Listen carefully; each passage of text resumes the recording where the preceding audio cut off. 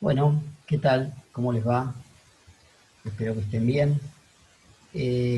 Bueno, antes de comenzar a desarrollar el tema que voy a desarrollar ahora, dado que es la primera vez que tenemos un encuentro, estoy hablando de la Cátedra Contabilidad Pública del segundo cuatrimestre del año 2020 y un dictado de modalidad virtual, dada la situación por la que estamos atravesando, la cual eh, sinceramente no esperábamos que llegar a este punto y estar todavía en esta situación, pero bueno, uno se va adaptando. En particular, nosotros tenemos un dictado similar de una materia para la licenciatura que es Administración Pública, que se dicta en el primer semestre, y tuvimos una experiencia a través del dictado en el primer semestre de este año, y originariamente creíamos que iba a ser la única, y que en el caso de contabilidad, bueno, en un principio una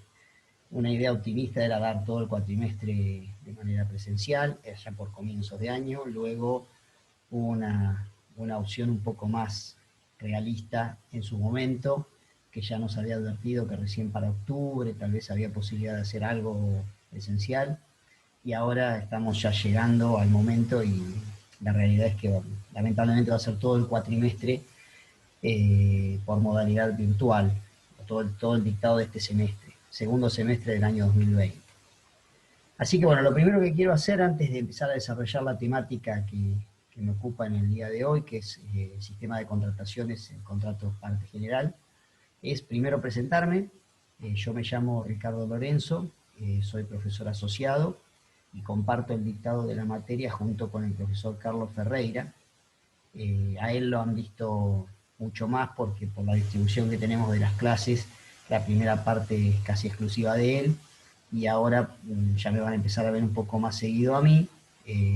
Yo tengo poca participación en el primer parcial y bastante participación, mucha participación en el segundo parcial por el tema de las clases que me ha tocado dictar.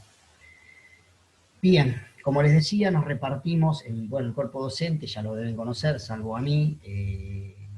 Está Carlos Ferreira, y después está el cuerpo de docente auxiliares, que está formado por la jefa de trabajos prácticos, que es Roberta Suárez, y por los ayudantes, Cecilia Adiyulo y Guillermo Escudo. Esas 5 personas somos los que integramos la cátedra. En el caso mío, tal vez algunos alumnos y algunas alumnas ya me conocen, porque yo vengo teniendo reuniones semanales de manera sincrónica, o sea, en vivo, si se quiere, que son todos los miércoles a las 20:15. Salvo el primer miércoles, después los demás siempre están esas reuniones. Eh, Así que, bueno, lo primero era presentarme y hacerle algunas aclaraciones de cómo va a ser mi forma de dictar las clases, porque no todos los profesores tienen las mismas. En el caso particular mío, las clases se van a dictar a través de subir al Moodle material, resúmenes, inclusive los PowerPoint que normalmente se utilizan para el dictado de las clases también, y algún apunte que haga algún resumen, generalmente lo subo al Moodle. Eh, y eso se complementa con las clases asincrónicas, que son clases grabadas, como esta, las cuales hay que hacer una aclaración. Dado que nosotros hemos dictado para el primer semestre la materia de administración pública, y hay muchos temas que son iguales, comparten el programa, o sea, tienen el mismo desarrollo. Algunas de las grabaciones que ustedes van a ver mías van a ser grabaciones que están realizadas para el primer semestre, para la materia de administración pública, pero como van a ver, el contenido es exactamente el mismo y por ende lo que se está explicando es lo mismo. Pero les hago la aclaración porque por ahí ven alguna grabación y parecería como que en algunos casos uno está hablando de la materia de administración pública, pero cuando vean el desarrollo de los temas es exactamente igual. En algunas cuestiones. Hay otros temas que se van a desarrollar de manera individual para este cuatrimestre o para este semestre. Luego, también es importante mencionar que voy a realizar, como hice la primera parte del año, y nos recomendaron algunas tareas para ustedes para hacer, tareas, guías de tareas, una vez terminados los temas, y se van a subir como tarea para el Moodle, ustedes los tienen que completar y presentar allí mismo, como ya les explicó Carlos en las tareas o la práctica, las tareas que están realizando. Bien, y acá es importante aclararlo, en el caso mío las tareas las voy a solicitar que estén presentadas, el plazo de presentación va a figurar en cada tarea, como requisito para promocionar la materia. O sea, para cursarla no, voy ajustando las características de acuerdo a cada dictado.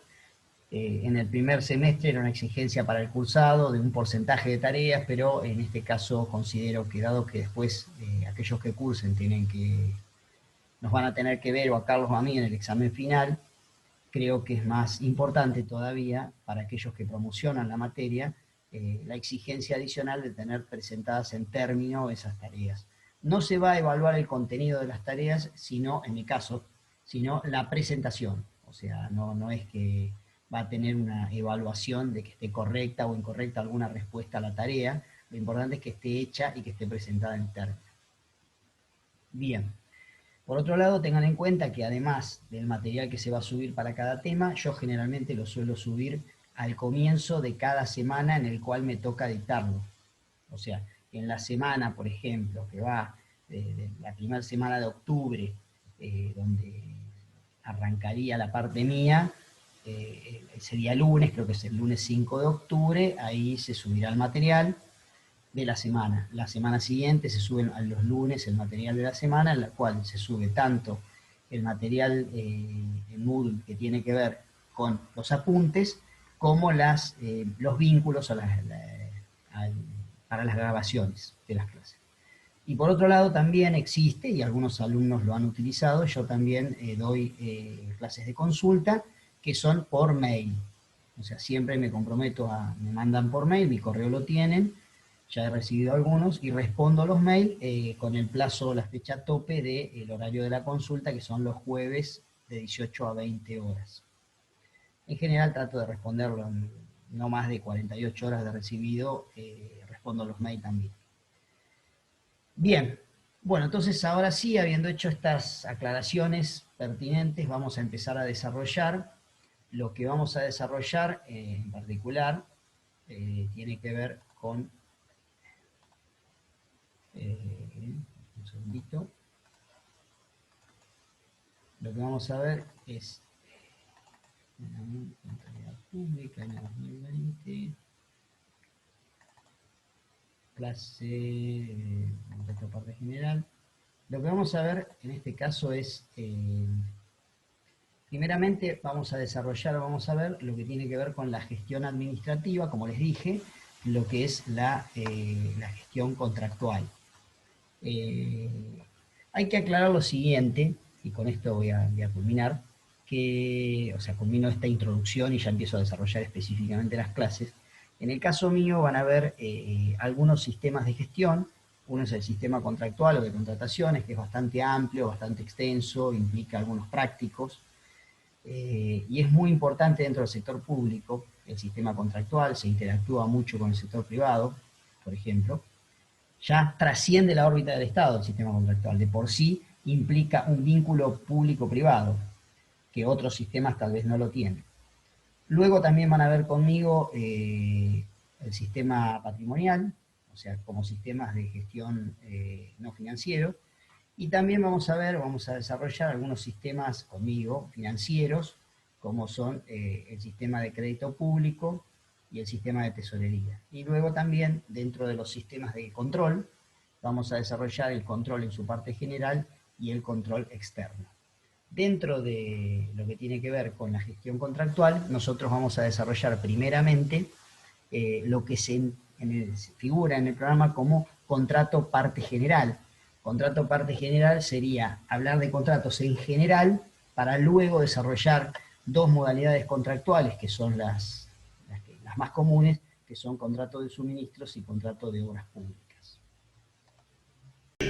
¿Qué es lo primero que quiero decir antes de conceptualizar lo que es la gestión contractual del Estado? Lo primero que tenemos que tener en cuenta o que tenemos que considerar es que el Estado, para poder funcionar, vamos a recordar un poco las unidades temáticas primeras. Para poder funcionar el Estado tiene como una de sus causas, que se podría considerar la causa final, satisfacer las necesidades públicas. Recuerden que el Estado tiene causas y fines, tienen causa eficiente, causa material, causa formal y causa final. La causa final casualmente es satisfacer las necesidades públicas. Para satisfacer esas necesidades públicas, el Estado necesita inevitablemente de hacerse de bienes o servicios. La forma que tiene el Estado de hacerse de esos bienes o servicios puede ser de dos vías. Por un lado puede ser por la vía coactiva y por otro lado puede ser por la vía voluntaria. En el caso en que el Estado se haga de los bienes o servicios por la vía coactiva, yo habitualmente le consulto a los alumnos o le pregunto, a veces son premisas que dejo para el futuro, pero en este caso las voy a consultar y se las voy a responder. La forma que tiene de hacerse de recursos por la vía coactiva es claramente por la imposición, por el poder de imperio, por la posibilidad de cobrar impuestos, y otra forma que está prevista en la Constitución Nacional es por la expropiación. Antiguamente, pero eso ya quedó sin efecto, existía otra forma de hacerse de bienes o servicios de manera coactiva o forzosa, que era por ejemplo la requisa en épocas o en tiempos de guerra. Bien, eso por un lado, pero por otro lado hay otro universo de bienes o servicios que el Estado que el Estado necesita hacerse para satisfacer las necesidades. Convengamos una cosa o analicemos algo. Uno podría pensar, no, el Estado para satisfacer necesidades no necesita hacerse de esos bienes o servicios, pero sería imposible o impensado, sería muy teórico, porque imaginemos cómo haría el Estado, por ejemplo, para brindar salud si no tiene una ambulancia, si no tiene un hospital, si no tiene camillas, si no tiene insumos. ¿Cómo haría el Estado para brindar educación si no tiene aulas, si no tiene material de apoyo, si no tiene pizarrón, si no tiene cañón, si no tiene este equipamiento que estoy utilizando yo? Entonces, para satisfacer esas necesidades, sí o sí se tiene que hacer de bienes o servicios. Y esta forma, que es la otra, la que no es coactiva, sería la forma voluntaria.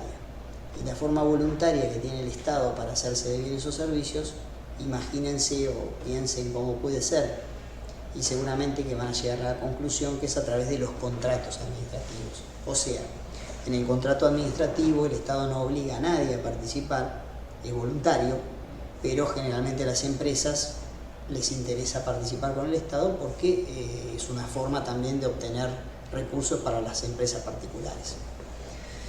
Entonces, con la salvedad o con la aclaración que el sistema contractual es uno de los sistemas que permite al Estado de hacerse de bienes o servicios de manera voluntaria para satisfacer necesidades públicas,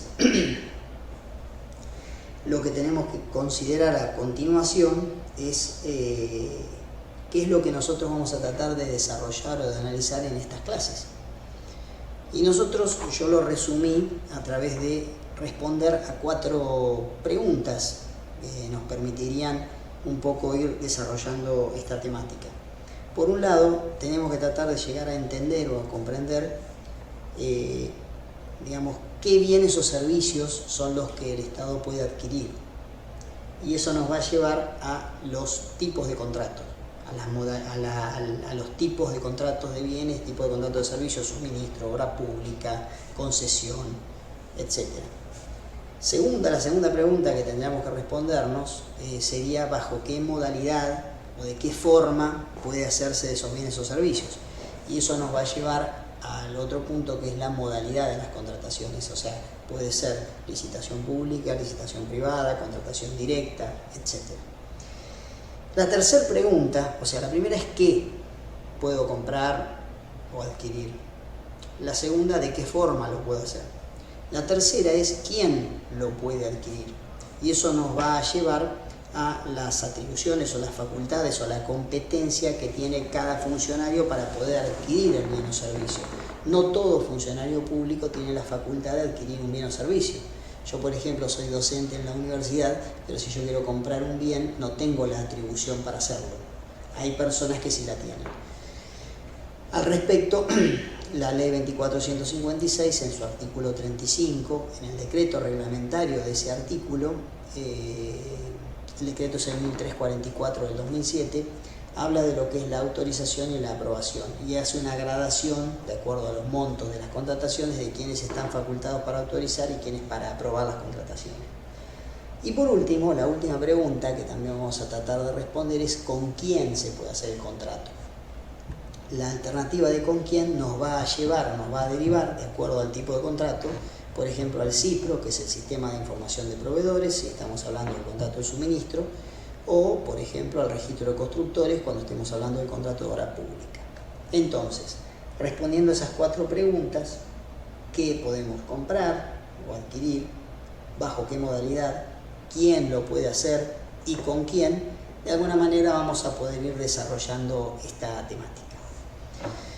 Bien, lo que vamos a desarrollar, que está anunciado ahí, que sigue textualmente el programa, sería primero un concepto, luego una clasificación de contratos administrativos, luego vamos a ver quién tiene la competencia o la atribución de celebrar los contratos administrativos, o sea, la competencia del poder administrador, quién le da esa facultad para tener esa competencia, que vamos a ver que es la Constitución, y por otro lado, si esa facultad tiene alguna limitación o no, lo vamos a ver, o sea, es lo que vamos a desarrollar.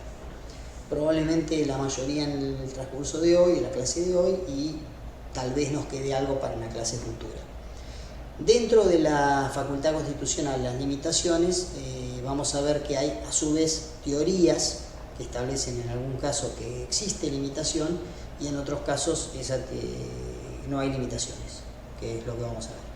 Por último, vamos a desarrollar algunos contratos administrativos, los vamos a enunciar porque, como les mencioné anteriormente, algunos de ellos directamente nos van a llevar clases específicas, los vamos a desarrollar en alguna clase específica o particular.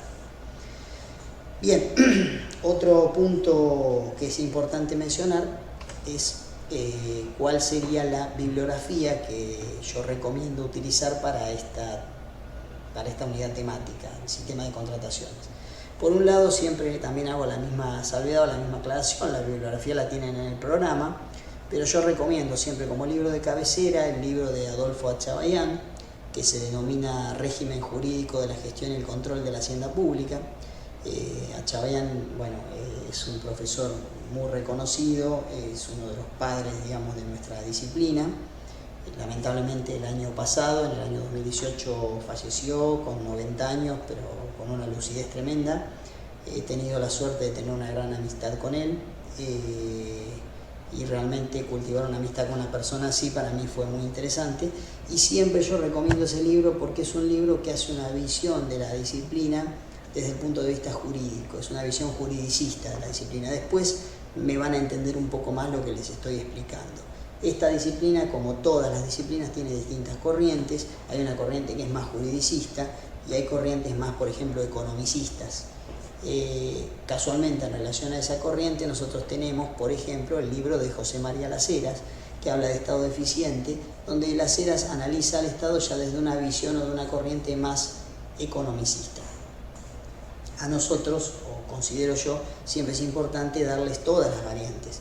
Si quieren ver la parte más jurídica del Estado, el libro de Achabayán; si quieren ver la parte más económica del Estado, el libro de Las Heras.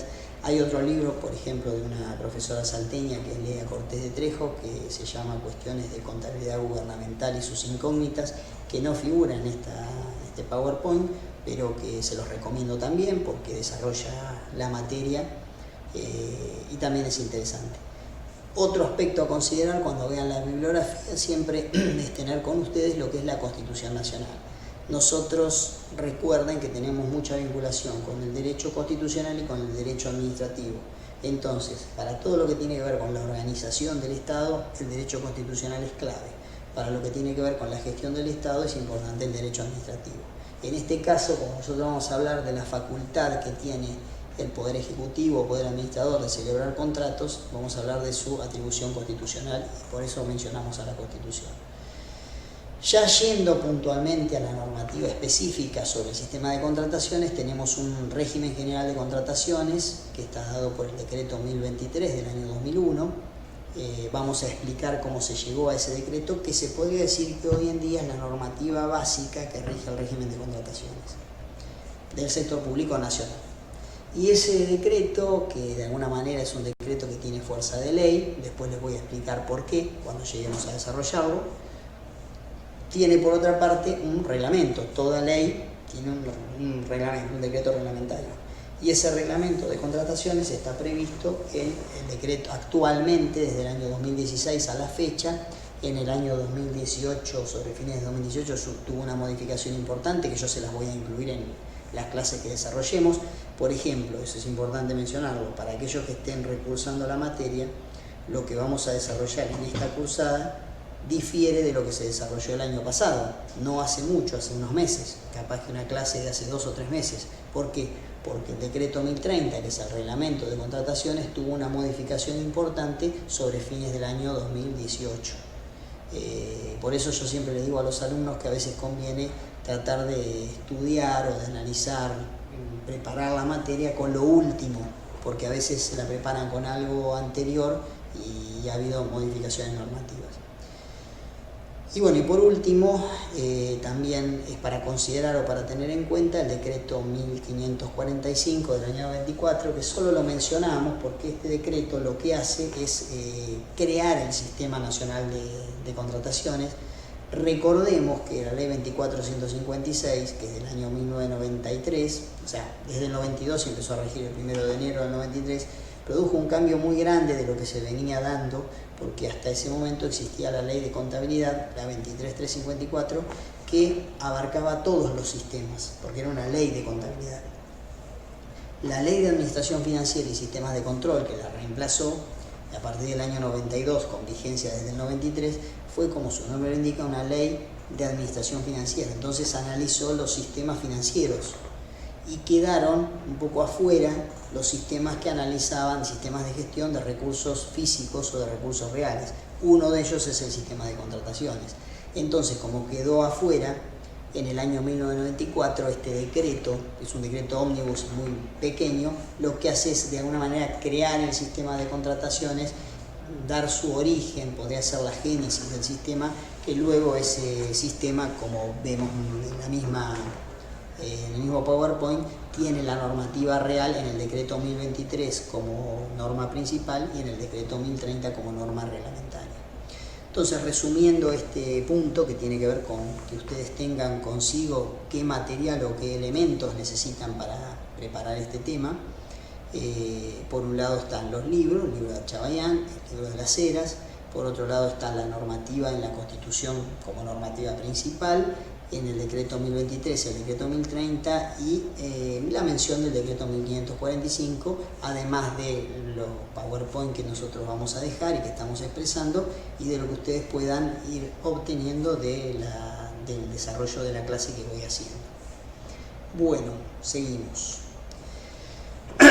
Vamos a hablar entonces, ahora sí, de un concepto de contratos administrativos, y lo que podemos decir al respecto es que los contratos administrativos como tal se desarrollan fundamentalmente digamos, dentro de la órbita del derecho, porque pertenecen claramente al derecho administrativo. Es por eso que para definir al contrato administrativo vamos a utilizar la definición de un jurista, Marienhoff, un especialista en derecho administrativo, que considera que el contrato administrativo es, primero la voy a decir textual y después lo voy a ir desarrollando al concepto, es un acuerdo de voluntades, como dice ahí, acuerdo de voluntades, generador de obligaciones y derechos, que se celebra entre órganos del Estado en ejercicio de las funciones administrativas que le competen, con otro órgano administrativo, con un particular o administrado, todo para satisfacer finalidades públicas. Bien, vamos a desglosar un poco esta definición. ¿Qué era contrato administrativo? Empezamos, acuerdo de voluntades. ¿Qué dijimos al comienzo? Que era la forma que tenía el Estado de hacerse de bienes o servicios voluntaria. Entonces, un acuerdo de voluntades, no se obliga a nadie. Seguimos, generador de obligaciones y derechos. ¿Por qué? Porque es conmutativo, hay derechos y obligaciones para las dos partes. El Estado va a tener que abonar el contrato, pagarlo, y el particular va a tener que entregar los bienes. o servicios. Tercero, celebrado entre órganos del Estado. Sí o sí tiene que haber al menos un órgano del Estado. Pueden ser entre órganos del Estado, dos órganos del Estado, un órgano del Estado o un particular. Lo que no puede ser nunca es que sean dos particulares. ¿Por qué? Porque si estamos hablando de dos particulares no es un contrato administrativo y no está dentro de la órbita de nuestra materia. Sería, por ejemplo, un contrato de compraventa privado. Entonces, celebrado entre órganos del Estado, es importante en este punto decir que puede ser, ya lo dije pero lo repito, uno del Estado y un particular o dos órganos del Estado. En ejercicio de las funciones administrativas que le competen. ¿Qué significa eso? Como ya dijimos, que se tiene que dar dentro del marco de las atribuciones que tiene la persona que celebra el contrato. Tiene que tener esa competencia. Recuerden que las funciones del Estado, o sea, las distintas funciones que tiene que llevar a cabo el Estado, no son ni más ni menos que agrupar necesidades por afinidad. Las funciones del Estado son necesidades a satisfacer que se agrupan. Cuando esas funciones se asignan, las funciones, a algún órgano o algún conjunto de órganos para que la puedan llevar a cabo, ahí se está dando la asignación de competencia. Entonces, en ejercicio de las funciones administrativas que le competen, o sea que ese contrato tiene que ser celebrado por alguien que tenga la atribución y la facultad para hacerlo. Con otro órgano administrativo, con un particular o administrado, ya lo dijimos. ¿Y para qué? Para satisfacer finalidades públicas. ¿Por qué? Porque ese es el fin, como ya le dijimos y siempre lo voy a repetir, nunca viene de más, es el fin último del Estado. La causa final es satisfacer necesidades públicas. Si en algún momento o en algún caso ustedes observan que el funcionamiento del Estado no está para satisfacer necesidades públicas, quiere decir que hay algo que está mal. Bien. ¿Por qué, como dije al comienzo, no al comienzo, sino hace unos minutos, por qué si esto pertenece a la órbita del derecho, nosotros lo estudiamos en la materia de contabilidad pública? Y ahora vamos a ver por qué. Porque a nosotros, dentro de la contabilidad pública, nos interesa no tanto los aspectos netamente jurídicos de estos contratos, sino los aspectos económicos. Entonces, nos interesa o nos importa la existencia de estos contratos por tres cuestiones o tres aspectos fundamentales. El primero de ellos es lograr la mayor ventaja económica posible para el Estado. O sea, lo que queremos es que se logre la mejor ventaja o la mayor ventaja para el Estado. Nosotros siempre estamos parados del lado del Estado. ¿Cuál es el segundo beneficio o la importancia? Que haya un control eficaz sobre la conducta de los funcionarios y agentes que intervienen en las contrataciones. O sea, primero, la mayor ventaja económica. Segundo, un buen control eficaz. Y tercer aspecto que nos interesa es para establecer reglas de competitividad claras para todos los interesados en contratar con el Estado. O sea, para lograr lo que se conoce como igualdad de oportunidades. Entonces, la mayor ventaja económica, un control eficaz y reglas claras que permitan igualdad de oportunidades. Eso es lo que a nosotros nos va a interesar, digamos, en esta cuestión o en este punto. Bueno, a continuación, y para de alguna manera terminar con esta primera parte de la primera clase del sistema de contrataciones, lo que voy a desarrollar tiene que ver con la clasificación de los contratos administrativos y vamos a ver la clasificación desde dos puntos de vista. Por un lado, la clasificación según una incidencia financiera y por otro lado vamos a desarrollar una clasificación según una incidencia patrimonial. Al respecto podemos decir, de acuerdo a la incidencia financiera, y abro un paréntesis y les reitero que todo lo que tiene que ver con lo financiero tiene que ver con dinero, con fondos. Entonces, si el contrato tiene incidencia financiera, estamos hablando de la incidencia que tiene con el movimiento de fondos. Tenemos, por un lado, los contratos que originan salida de fondos, que serían, implican gastos en sentido financiero y son los más frecuentes, son los más comunes. Se podría decir que de los contratos administrativos que celebra el Estado son prácticamente la mayoría, el 80-90%, y son contratos de suministros, por ejemplo, contratos de obras públicas.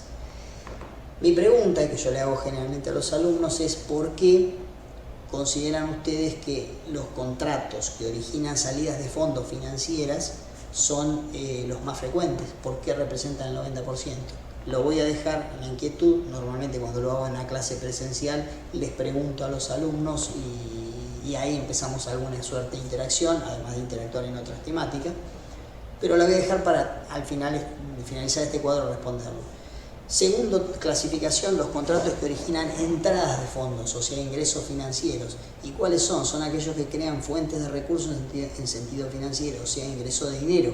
Y son menos frecuentes. Vamos a ver después, o vamos a desarrollar, por qué son menos frecuentes. ¿Qué contratos hay? Por ejemplo, el contrato de ventas o locación de tierras fiscales. O sea, cuando el Estado se va a desprender de alguna tierra o de algún inmueble fiscal. Tercer clasificación, contratos que originan entradas y salidas de fondos, también llamados contratos mixtos. Estos contratos, digamos, que crean una entrada de dinero y una salida de dinero. Ahora ustedes podrían decir, ¿pero qué sentido tiene si yo entra dinero y sale? La diferencia es en el tiempo. La entrada de dinero suele ser de manera inmediata y la salida suele ser de manera inmediata. O sea, es el típico caso del contrato de empréstito. El contrato de empréstito uno recibe el dinero y después lo devuelve en tiempo, en plazos. Entonces ese sería un caso donde hay un contrato mixto, entradas y salidas de fondos. O sea, financieramente serían neutros de alguna manera. Y después tenemos otro tipo de contratos que no originan ni entrada ni salida de dinero, que son muy raros, no es común que ocurra, y sería por ejemplo el caso del contrato de permuta. No generan obligaciones ni de dar ni de recibir sumas de dinero. Entonces, repasando, clasificación de los contratos por su incidencia financiera, los que originan salida de fondo, los más comunes. Los que originan entrada de fondo, menos comunes. Los que originan entrada y salida de fondos, que sería por ejemplo el caso típico del empréstito. Y los que no originan ni entrada ni salida de fondos, que son los menos comunes de todos, sería por ejemplo el caso de una permuta. Respondiendo ahora a lo que habíamos hablado hace unos minutos, ¿por qué yo les pregunté que se considera que la mayoría de los contratos administrativos son los que originan salida de fondos? Y ahí tenemos que recordar que la hacienda pública es de naturaleza erogativa. En realidad el Estado fundamentalmente es una hacienda de erogación. ¿Por qué? Porque realiza gastos para poder satisfacer las necesidades. Entonces la finalidad del Estado de alguna manera es hacer gastos vía aprobación presupuestaria para poder con esos gastos satisfacer necesidades. Y entonces, como lo que hace habitualmente es realizar gastos, necesita erogar y adquirir suministros, insumos, bienes de uso, hacer inversiones en infraestructura, hacer obra pública, y todo eso son financieramente gastos. Es raro que el Estado, no está en la finalidad del Estado hacerse de dinero vendiendo bienes, no es su objetivo. Por eso es una de las diferencias que hay entre el Estado y una hacienda pública y una hacienda privada. Bien, bueno, y por último, para esta parte, concluir con esta primera parte, vamos a hablar de la clasificación, pero según la incidencia patrimonial. Según la incidencia patrimonial, la clasificación puede ser. Primero voy a hacer una aclaración. El concepto de patrimonio en el sector público difiere del concepto de patrimonio en el sector privado.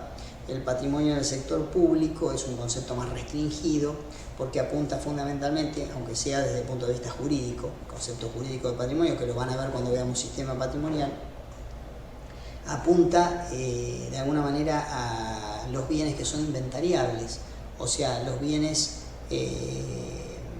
por ejemplo, los bienes de uso, o los bienes que están dentro de un inventario patrimonial. Bajo esa modalidad, que no es la misma que la contable, porque el criterio contable nos dice el patrimonio es activo menos pasivo, entonces todos los bienes, el dinero sería activo, sería patrimonio, pero para el Estado no es así. No quiero adelantarme a este tema porque se desarrolla más en el sistema patrimonial, cuando se desarrolla el sistema patrimonial, pero teniendo la premisa de que el patrimonio del Estado tiene un concepto restringido, hay contratos que aumentan el patrimonio del Estado, hay contratos que reducen el patrimonio del Estado y hay contratos que ni aumentan ni reducen, o sea, son neutros. Los contratos que aumentan el patrimonio, por ejemplo, que implican un crecimiento del patrimonio estatal, puede ser, por ejemplo, el contrato de suministro de obra pública. ¿Por qué? Porque patrimonialmente con un suministro a una obra pública aumenta los bienes inventariables que tiene el Estado. Contratos que originan disminución patrimonial, por ejemplo, el contrato de venta de tierras fiscales. ¿Por qué? Porque ahí deja de haber un bien inventariable que tiene el Estado, aunque se haga como contrapartida de dinero. Pero, como les dije, el dinero en el concepto de patrimonio no está incluido, las disponibilidades. Y por último tenemos contratos que no originan modificación patrimonial, o sea, no generan cambios en el patrimonio, ni aumentándolo ni reduciéndolo, y por ejemplo el contrato de empréstito o de permuta.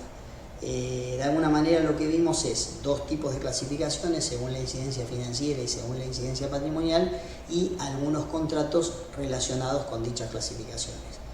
Ahora vamos a hacer un pequeño corte y bueno, y luego vamos a retomar continuando con otra parte de esta clase que tiene que ver con la clase de contratos parte general.